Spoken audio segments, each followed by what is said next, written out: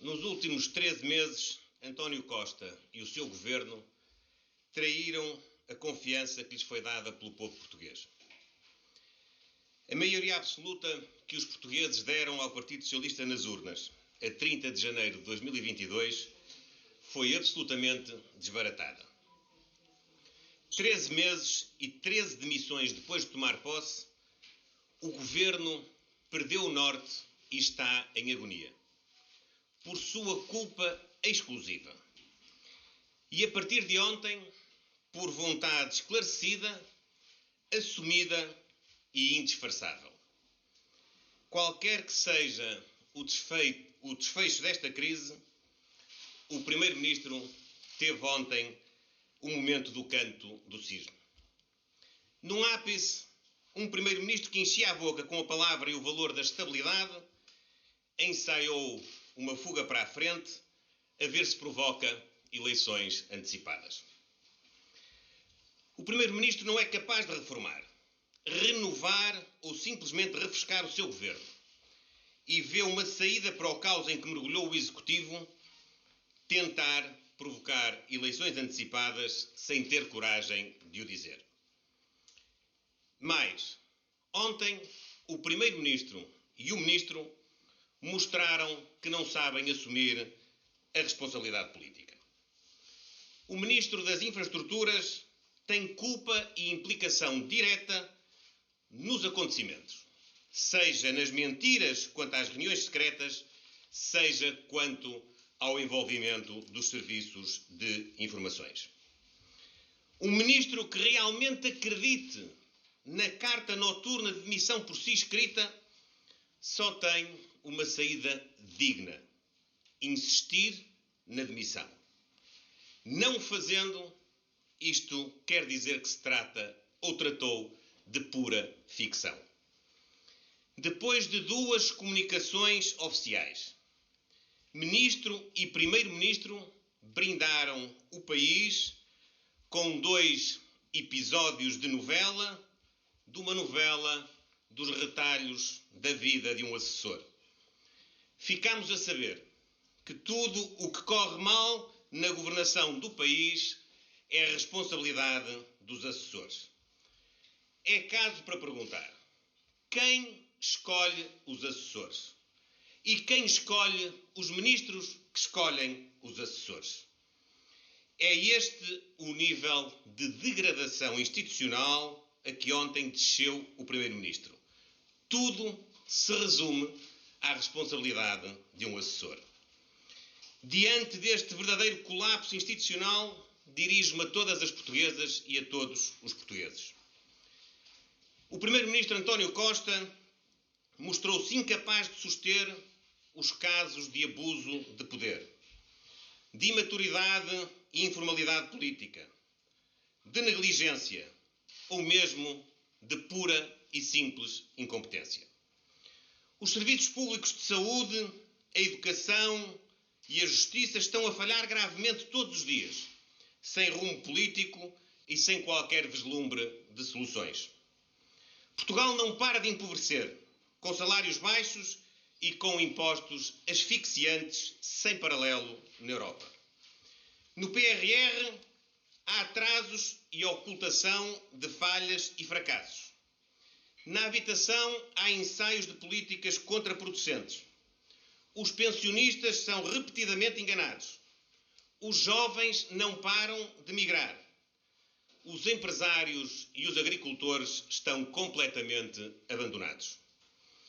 Tudo isto porque o Partido Socialista e o Primeiro-Ministro andam entretidos em guerras partidárias caseiras.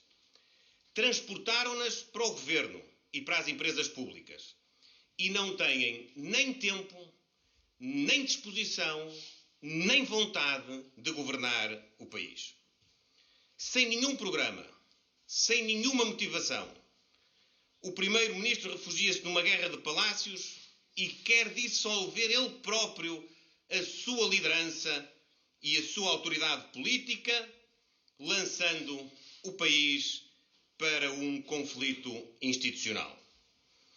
Portugal precisa de uma liderança arrojada, moderna, com autoridade moral e ética para motivar e mobilizar as capacidades do país e as potencialidades dos portugueses. Portugal precisa de esperança, de futuro, de valores, de um desígnio nacional. Portugal não precisa desta ligeireza, desta leviandade, desta falta de princípios.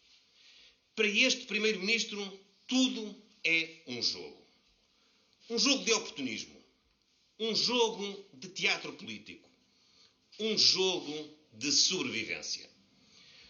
O jogo único da sobrevivência do Primeiro-Ministro que ele joga com um prazer egoísta, mas um prazer que atua em prejuízo do interesse das portuguesas e dos portugueses. E falo desde o primeiro dia. Este perfil de Primeiro-Ministro não interessa a Portugal. Portugal precisa de um governo diferente e de um Primeiro-Ministro diferente. Digo claramente, comigo e com o PSD, Portugal terá um Primeiro-Ministro e um governo totalmente diferentes. Com sentido de Estado e com respeito pelas instituições. Capaz de pôr em marcha uma vaga reformista que nos leve ao crescimento e trave o empobrecimento. Que nos ponha outra vez no pelotão da frente da Europa.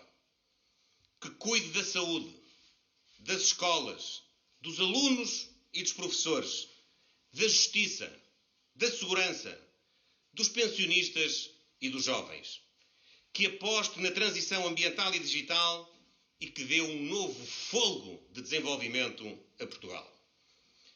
Caros portugueses, o Primeiro-Ministro não teve um problema de consciência. O Primeiro-Ministro teve consciência de ter mais um problema no seu governo. E pensou mais uma vez na sua sobrevivência e na sua campanha eleitoral.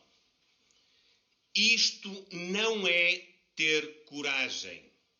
Isto é esconder a fraqueza. A fraqueza das políticas e dos políticos de um governo que tinha tudo para transformar Portugal, mas que se autodestrói por falta de qualidade, de sentido de Estado e de espírito reformista. O teatro político lastimável de todo o dia de ontem culminou numa declaração solene do Primeiro-Ministro ao país, onde, em vez de falar dos problemas das pessoas e dos seus projetos de governo, o Primeiro-Ministro decidiu abrir uma irresponsável e egoísta crise institucional. Este teatro político foi premeditado e estava preparado para a primeira ocasião. Há meses que o Primeiro-Ministro desistiu de governar, desistiu de Portugal e entrou em modo de campanha eleitoral. Vale tudo para engendrar a vitimização do Partido Socialista, do seu líder e dos seus delfins. Mas a vítima não é António Costa, nem é Pedro Nuno Santos, nem é Fernando Medina, nem é João Galamba. A vítima, as vítimas são os portugueses que confiaram num governo que não é de confiança. As vítimas são as crianças e os adolescentes que não têm professores e têm as suas aprendizagens em atraso.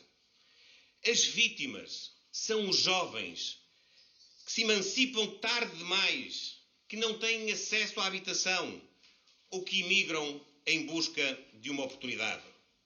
As vítimas são os trabalhadores que oferem baixos salários e vivem inundados de impostos.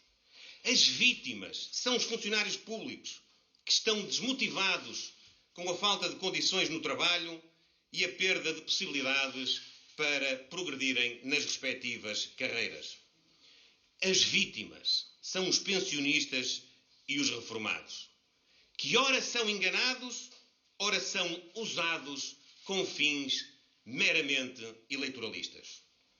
As vítimas são todos aqueles que procuram um serviço público e ou dão com o nariz na porta ou vão para as filas de espera. Caros portugueses, não será por minha causa e do PSD que haverá eleições antecipadas. Não as pedimos, mas também vos digo, não as recusaremos. Sim, estamos preparados para aquilo que for necessário. Sim, estamos mais bem preparados para governar Portugal do que está o atual governo e os seus membros. Sim, temos equipa e temos projeto. Pessoalmente, quero dizer, olhos nos olhos aos portugueses, que não me move nenhum espírito de sobrevivência individual ou partidário. Pelo contrário, move-me um espírito de missão que será a minha última missão na política ativa. Serei um primeiro-ministro livre, pronto para enfrentar interesses instalados e para combater privilégios injustificados. E serei um primeiro-ministro em consequência de uma vitória nas eleições. Realizem-se elas quando se realizarem. Estamos serenos e sem pressas, mas quero dizer-vos com sinceridade, sinto que Portugal tem cada vez menos tempo